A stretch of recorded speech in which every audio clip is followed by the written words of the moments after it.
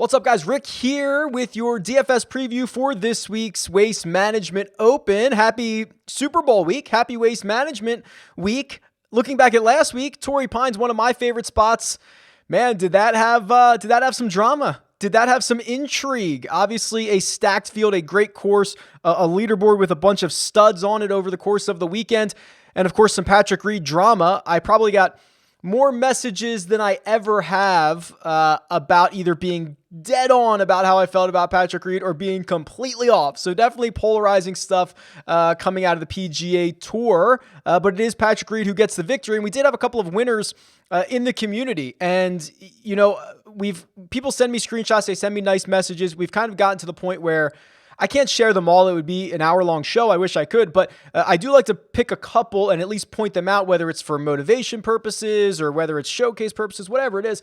And the first one here is from Chris, who sent me an email. He turned his $142 into over almost $1,100. He says mostly due to $1 and $5 contests. And he says, you know, if Ortiz did not have such a bad round 4, it would have been a bigger day, but he's very happy with it. So congratulations to Chris. And then I got a message in the Slack, which I don't know if this was meant to be public, so I'll just call him S. Essentially goes out and profits about $21,000. Now he is a very high volume player, but he had a high finish in one of the big guarantees, and essentially was noting the database that I have and the ability to kind of sort through and help with the research process as quickly as possible. And that's really my goal. So that's why I wanted to share it. My goal is to provide you guys the tools to make the decisions yourselves, right? Point out some things that I think are interesting here in the content, but have the tools at RickRunGood.com for you to do research quickly and efficiently so that you can have great results, and you can do it by making your own decisions. So I have winners from last week for those who are going to get subscriptions to RickRunGood.com. So it's Chris Jolly and Zach Talley. I've already contacted both of you, so I'll get you set up there. And if you want to win a subscription to RickRunGood.com, there are 2 ways to do it.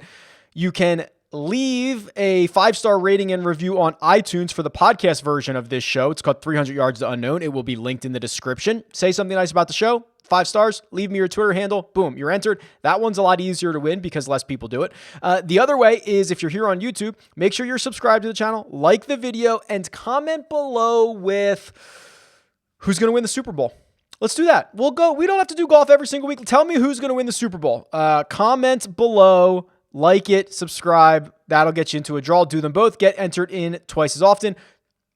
2 live chats on Wednesday. I know there's a lot of housekeeping items. 2 live chats on Wednesday, 3 o'clock, 8:15 p.m. Eastern time. Join me for both. Let's talk DFS. Let's talk waste management. All right, we are back on Bermuda. TPC Scottsdale, absolute staple on the PGA Tour, staple in video games, staple everywhere. You know this course. Everybody knows this course. Par 71 certainly will not look or, I guess, feel like TPC Scottsdale of old. Usually this event gets, I think the record's 216,000 people in a single day. They did that a year or 2 ago. They routinely get over 180,000 a day. I think they're letting in like 8,000 a day this year. So certainly not going to be that raucous crowd. But this course has some gettable holes, right? Especially down the stretch. So I think 15's a par 5, 16 is now essentially an easy par 3 if there's no fans there, right? That's just a little wedge. 17 is the drivable par 4 with the water on the left. And then 18's a good hole. But there's fireworks down the stretch here. So this thing is certainly never going to be over. We are back on Bermuda for this week, and the key stats, which if you're new, welcome. I run this model for all the metrics on the PGA Tour, all the main summary metrics. I think there's 145 of them for every single player, and I run them year over year over year for every course, and we find out what stats are most important, and we found it. We found the course where strokes gained approach is more important than any other course on the PGA Tour. And what that really means is guys that end up finishing the season well in strokes gained approach, good approach players, have more success here than anywhere else. And it kind of makes sense, right? You're thinking about past winners, Webb Simpson, Hideki Matsuyama. I mean, think about these guys.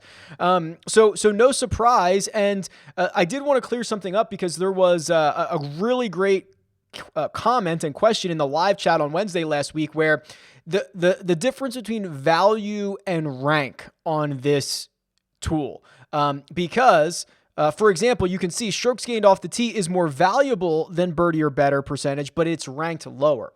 And the reason for that is things like strokes gained approach, they are valuable, incredibly valuable everywhere. So if you were just looking at, okay, every week it would be, what's the most important stat? Strokes gained approach, strokes gained approach, strokes gained approach. So what I do is I rank them against the other courses to give you an idea of what other courses, strokes gained approach might be more valuable. And of course, this week, there is none. So we are going approach the green heavy this week. That's number one. The next most important stat is around the green, but that's 16th. So that's like top third. Birdie or better percentages in there as well. You'll see the bottom stat, strokes gained putting, is only 29th. So I'm licking my chops here. I mean, this is a Rick week, right? Just ball strikers, tee to green guys, birdie or better guys, and just throw putting out the window and figure it out later. Like, that is absolutely my style of golfers. And we can look at, some of these guys in terms of strokes gained approach. We can look at them in terms of birdie or better percentage. And actually, why don't we just do that? Why don't I just jump over to the Holy Grail right away, and I will show you the best approach players for whatever period you want to see. All right, so here we are. I've got the waste management field loaded in. I've got the DraftKings salaries in. Of course, the as I'm recording this, the FanDuel salaries are not out yet. And let's just go since the start of 2020 and look at who the best strokes gained approach players are. Russell Henley, number one. Russell Henley in 69 measured rounds, 1.09 strokes gained approach per round. Will Zalatoris, we're going to talk a lot about him, is second, 1.07, and then JT just a hair below 1. Those are your big boys. Matthew Neesmith pops up. He's fourth in terms of guys who have a good sample size, and then it is Hideki. So the guys that you're expecting, Zalatoris we're going to talk a lot about. We can talk about Justin Thomas, but this is a very critical stat for this week. If you want to go more recent, if you want to say, okay, what about just since the restart, change this to June, get it to the middle of the summer. Henley's still there. Zalatoris is still there. JT is still there. No surprise. Norlander pops up. That's a name we can talk about. He's only $7,500. Norlander's on this list. Keegan Bradley's here. He's a really bad putter, but I guess that's what you want this week. So approach game, ball strikers paradise. Let's jump into the cheat sheet and see what we can find. There are 5 golfers over $10,000 led by Jon Rahm. And again, the trend continues on DraftKings. The most expensive golfer, only $11,200. I mean, they are really just allowing you to make some really incredible lineups. Also, I don't know if it's because it's Super Bowl week, but some of the bets that I've seen available, some of the odds I've seen available are very generous, very long. I don't know if they're just trying to take a lot of money that's going to be coming in this week to grab some of that golf handle as well. We can talk about that on the Tuesday betting show, but I was shocked at some of the numbers that have dropped. But anyway, DFS purposes. So Jon Rahm at 11,200, he even, the guy, takes 3 wood, 5 wood out of the fairway bunker on the 72nd hole at Torrey Pines, dunks it in the water, still finishes 7th. I mean, he's playing to win. If you thought his history at Torrey Pines was really good, it's not much worse here. 4 trips to Phoenix, no worse than a 16th place finish, all of them between 9th and 16th. I mean, the guy is just a machine. I think he's one of the safer options at this point. It's unbelievable. Xander, super interesting, especially because, he was a very scary fade for me last week, and that did not work out. He finishes second, just grinds over the course of the weekend, didn't start slow. And I think we're really starting to see the real evolution of Xander Schauffele, which is now I think we're at, I don't know how many events in a row, 11 top 25s in a row, something like that. He plays well on a course that has historically beat him up. Last week at Torrey Pines. Now he goes to a place that he's had good results at, 3 top 20 finishes in his only 3 starts. I mean, we are seeing the next version of Xander. He needs to win more, right? The last time he won was 2019 Tournament of Champions. So he's going to need to win more, but like he broke through that barrier, that Torrey Pines barrier. This is an amazing stretch of golf he's on. I think he's proving a lot to a lot of people, myself certainly included in that mix. I'm dying to see what the ownership on the next 2 or even 3 guys is going to be. Justin Thomas, who is coming back from Abu Dhabi, where he missed the cut, his first missed cut in some time, did not play the Farmers Insurance Open. He's had more volatile results here in Phoenix. So he misses the cut in 16, 17. He has a top 20 in 18, and then back-to-back years, including last year, third place finishes. I think JT's are probably a bit more risky, but that upside is so pure. You gotta love the upside from JT. Interested to see his ownership and interested to see Rory's ownership, because what we've seen from Rory McIlroy is interesting, and it's a bit confusing. Let me pull up his player profile. Rory McIlroy is such a interesting case study because, even his bad, like it's easy to say a T18 or whatever he had last week is a disappointment, right? Because Rory is only graded on one thing. But then you can kind of look through some of his logs and you can see, okay, the Masters, he scored you 94 DraftKings points. He scored you 70 at the Farmers, 110 at the Zozo. Now that's a no-cut event. I don't know. You just can't put all 4 rounds together, right? And you flip over to the Holy Grail, you go to the fantasy scoring tab and you look at since the restart. So since 6-1. Which is now basically a long period of time, right? We've got a lot of starts for these guys. And the way that I have this DraftKings points aggregate done is I have it done in median, not in terms of average. So this to me is a better way to look at golf results because there is the volatility in the fact that you might miss the cut and miss half of those. So, someone like a Martin Laird will have a much higher average because he went nuts at one event, missed the cut at a bunch, but the average works out. Median, you can't really hide. So Webb Simpson, who we will talk about, has the best median DraftKings points since the restart. Then it's Xander, Rahm, JT, Berger, Henley. Like those are guys you'd expect. Ryan Palmer, I tweeted out a Ryan Palmer appreciation thread earlier.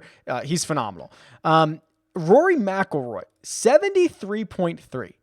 That's the same median DraftKings points as Emiliano Grillo.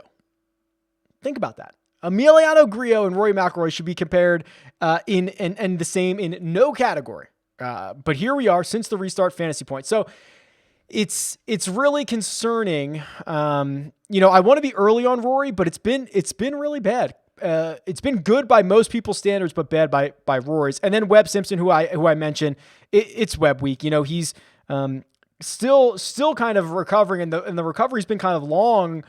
From what I understand in regards to that COVID test. And I think it took a lot more out of him than maybe he anticipated, but he still ends up finishing 4th at the Sony. He probably should have won that event. He will tell you that. His record here in Phoenix has been phenomenal. He's got the 2nd place finish in 2017. He's got the win last year, obviously beating Tony Finau in a playoff. And, I go back to that Holy Grail.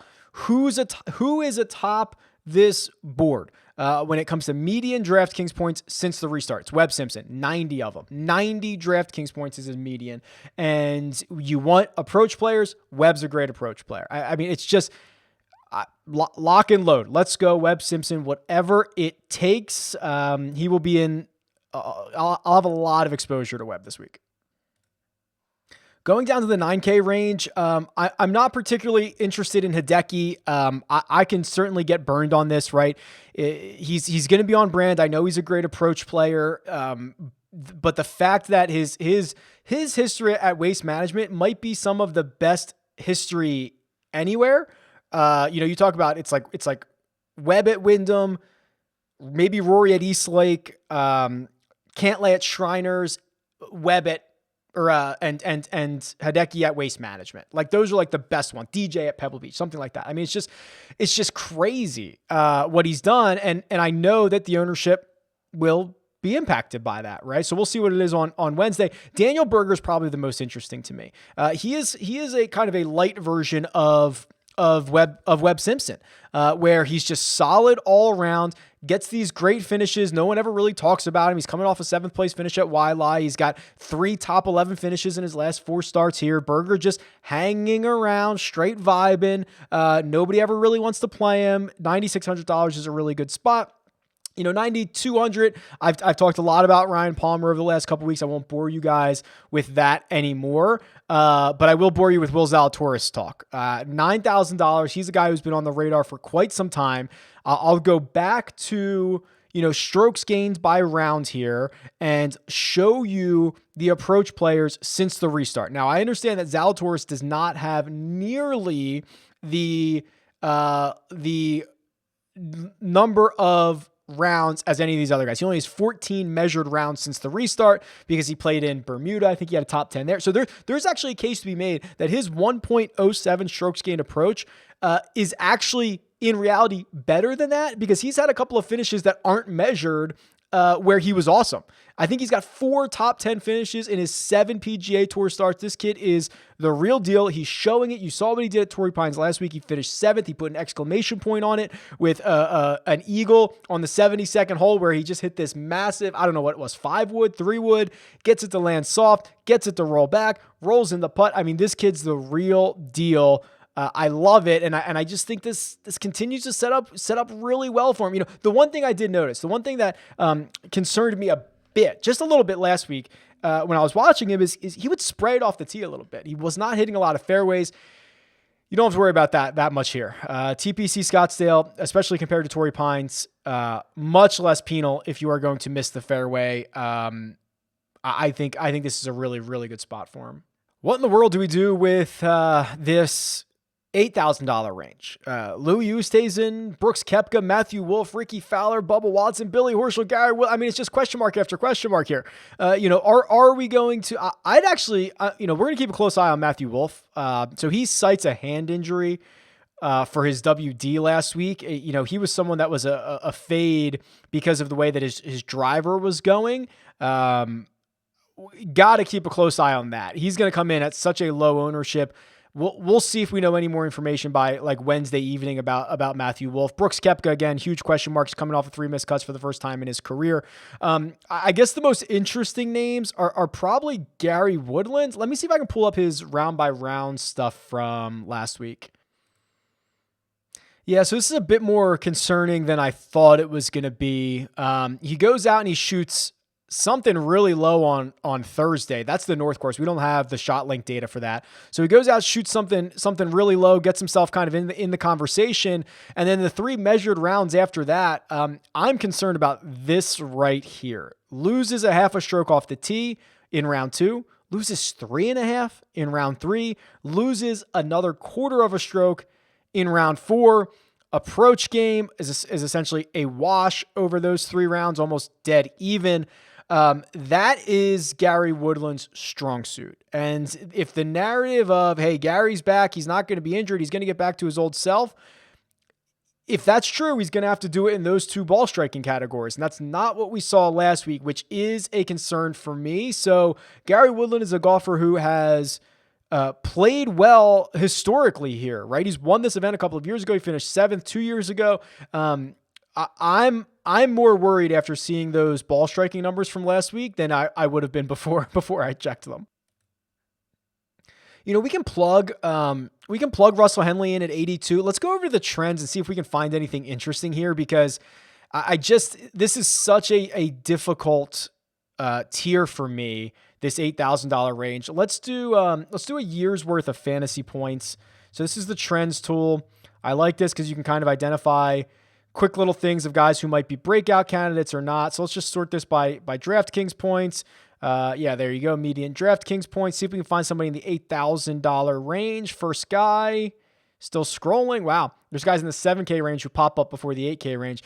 Brian Harman. So Brian Harman, since the start of 2020, in terms of median DraftKings points, would be the best of anybody in the 8K range. I should clarify that. Then Russell Henley, then Siwoo Kim. It's a pretty bad range. I mean, you're looking, as I scroll through this, then Matthew Wolff. As I scroll through that, you can see all the guys in even the 6s and the 7s that have better median results than anybody in the 8. The 8's kind of a dead zone. Let's see what I can do. Let's do, since we're going to have more data, let's do since the restart for strokes gained to see who I can find in the $8,000 range here. Louis. Okay, so Louis would be the first guy, then Brooks, but that's really scary. Oh, I'm an idiot. I'm sorting this by salary. Let's try this again. All right. Russell Henley would be first. That makes more sense. 1.3. Then Siwoo. Yeah, again, I mean, there are literally guys in the 6 and 7K range that are better than this. So that's scary stuff. To shout out those guys. So Munoz, we're going to talk about him. He's $7,100. He might be the most mispriced golfer on the entire slate. We're going to talk about him. But this 8K range is super dead to me. You know, maybe I'll get Henley. Maybe I'll see what Siwoo's all about, but I'm not super stoked about it. If Matthew Wolff came in and was like 5% on Wednesday afternoon, Wednesday evening, yeah, get back in on Matthew Wolff. Jumping down to that 7K range. So the 7K range, I think has a lot of value. Specifically, we'll start at the bottom. So Sebastian Munoz, you know, he is someone, and I can pull up his holy grail, and we just saw him in that, in the trends tool, where essentially he is, you know, one of the better players in this entire field since the restart in terms of strokes gained. And he's being priced as if he is like a bottom 30 guy in this field. It's kind of crazy right now. You know, we haven't seen him since the Sony, where he finished 65th. He finished 17th at the Tournament of Champions. Remember, that's only a 42-man field. And then he's got these missed cuts here at RSM and Mayakoba down the stretch. If you're willing to say, which I think we've done a couple of times here in this new year, hey, he's had 2 weeks to kind of get right, kind of reset him back to what his longer-term form is, I think that's a pretty good idea. And you start getting finishes like these coming down the stretch. You know, 18th at the Northern Trust, 8th at the BMW Championship. He was a big mover at the Tour Championship. He finished 9th at the CJ Cup, 14th at the Zozo, top 20 at the Masters. I mean, the longer resume for Munoz is much better than that of his peers. He's $7,100. I'll be back in on that. He also has a very long number we can talk about on Tuesday, just shockingly long, especially for a guy who's actually won on the PGA Tour. The guy that I imagine is going to catch a ton of steam this week is Henrik Norlander, because what we're seeing is a 12th place finish at the American Express, a 2nd place finish at the Farmers, and if I go to the strokes gain leaderboard from last week, you can see 2nd in strokes gain tee to green. You know, he was great off the tee. He was great on approach.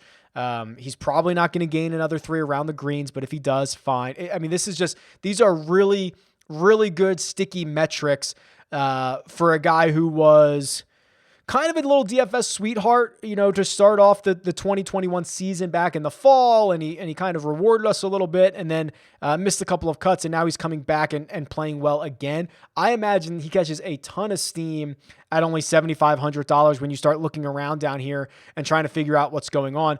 Sam Burns continues to be just an unbelievable enigma. Everybody's on him at the American Express. Shoots a 77, then a 66. He was in the final group last week at the Farmers before just 4-putting the first green and never getting back in action. His name popped up a lot, if you saw when I was going through those trends of guys who are outperforming the $8,000 range in terms of median DraftKings points, guys that are outperforming the $8,000 range in terms of strokes gained. So $7,700 Sam Burns, I know it's terrifying. I know it is scary, but I think it's a lot better than what the eye test looks like, because the eye test looks like he missed the cut at the American Express and he had a horrible Sunday in the spotlight at Farmers, which is true, but it's not that bad. Max Homa. Remember when Max Homa was piling up top 20 finishes before the shutdown? I think 5 in a row from... I can get this right. 5 in a row from, I think it was Farmers to Arnold Palmer Invitational. 5 in a row, top 20s. He was awesome. After the restart, he could not get it going. I think he might be back. You look at what he's done. 18th, 21st in the last 2 weeks. You look at how he played. I think he was 6th in strokes gained approach. 1, 2, 3, 4, 5, 6, 7, 8th. 8th in strokes gained approach. Last week, obviously only 3 measured rounds, but the same 3 measured rounds for everybody. So that's a good sign. And then trying to improve on his T6 from the waste management last year. So those are probably my 3 favorite guys in the $7,000 range here. I'll tell you what, I can't imagine anybody's going to play Brendan Steele because, again, that's a perception reality thing where he should have won the Sony, didn't. Plays well at the American Express. He had a top 25 there. He's missed the cut at this event 2 years in a row, but he's had a really good history before that.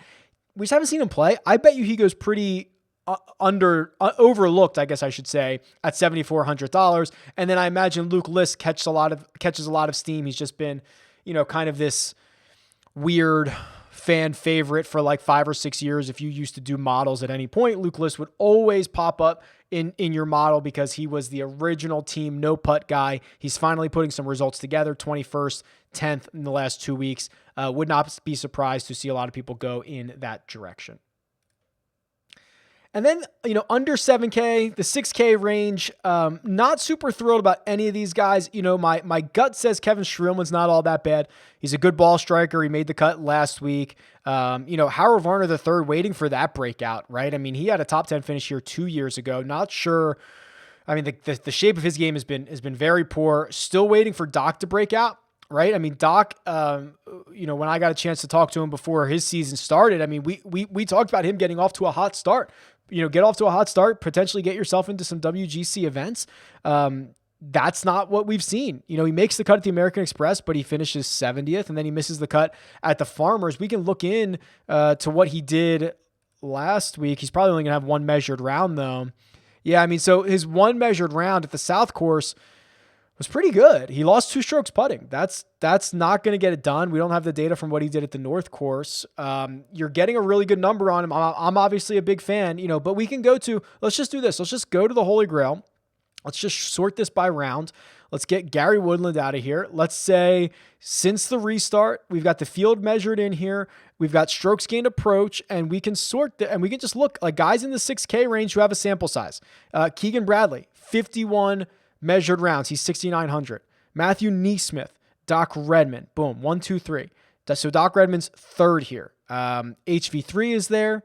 Lucas Glover is there. I mean, this is where I would live, right? If I was in the 6K range and I was looking for guys to play, I would focus my attention on those names that I just said, which are Keegan, Neesmith, Redman, Varner, maybe Lucas Glover, maybe Ches. Right? Like that. Those are the names that I would live with. I know the stroke gain approach is incredibly important this week. So I'm going to go in that direction.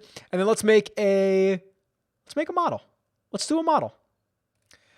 I think we were really accurate last week. We gave a lot of credence to short game, right? We gave a lot of credence to around the green. We gave a lot of credence to putting. And Patrick Reed basically goes out and has one of the best short game weeks ever. So I looked this up since 2015, so I have it here. I was texting this earlier. So since 2015, there have been 8 winners who have gained in short game, strokes gained short game made up at least 80% of their total strokes gained. So think about that. So if you gain 8 in the short game around the green and putting, and you gain 10 in total, that means that strokes gained short game would have made up 80% or more. So there's only been 8 of those occurrences. Patrick Reed is 2 of them, including last week. One of them is Mackenzie Hughes, which is kind of crazy. And the big one is, Mackenzie Hughes is the big one, but Patrick Reed also did it in Mexico. So it was a short game week. So for this week, what are we looking for? Obviously, strokes gained approach. And I'm going to load up on it because not only is it essentially the most important stat every single week, but it is more important here than anywhere else. So I'm going to put in 40, which is a number I've never put into any other mod. I've probably never put 40 on anything before. I'm also going to go with birdie or better percentage at about 20. Now, there's a couple ways to look at this. Since I believe there's only 3 par 5s out there. So you can say, because there's less par 5s, I want guys who are better at them because you're going to have less opportunity. Or you could say, well, that means there's 1 more par 4. I want guys who are good at par 4s. I guess I could see it both ways. I go with the shortage. So I'm going to go with 20 on par 5s. I'm going to go with 10 on par 4s, and it leaves me with 10 to put on. Let's just put it on off the tee. Let's see what we got. Boom. Whoa. Justin Thomas absolutely destroys it. Yeah, by far my number one golfer. 10,800. Webb Simpson, number 2. Hideki, Rory, Xander, Berger, Scheffler. That's a name we didn't talk about. Might be a really interesting bounce back candidate because he was like one shot off the lead on Thursday, missed the cut on Friday. Really bad round. Rahm, Woodland, English, Varner, Connors, Palmer, Zalatoris, Redmond. Yeah, I mean, these are guys that I would play, right? I mean, again, this is a Rick week. So these names are not at all surprising. The one that's probably the most surprising is Scotty Scheffler. I will probably dig a bit deeper into that. That's about it. I mean, these are the names I talked about, right? I probably won't like Hideki as much as the model does, but maybe I should. But this is definitely reflective of the type of golfers I always play, especially this week, because that's what the model is talking about. So pretty interesting stuff. Okay. There will be more. So if you're on YouTube, there will be sleepers, there will be fades, there will be a betting and one and done preview. Most of that will make it also to the audio feed. There will be 2 live chats on Wednesday. I'll get Eric Patterson. We'll do another 300 yards to unknown this week. There's just going to be a lot of stuff going on. I love it. I hope you guys are having a great week. Tweet me at RickRunGood. Leave a comment below. Best of luck, and I'll talk to you guys soon.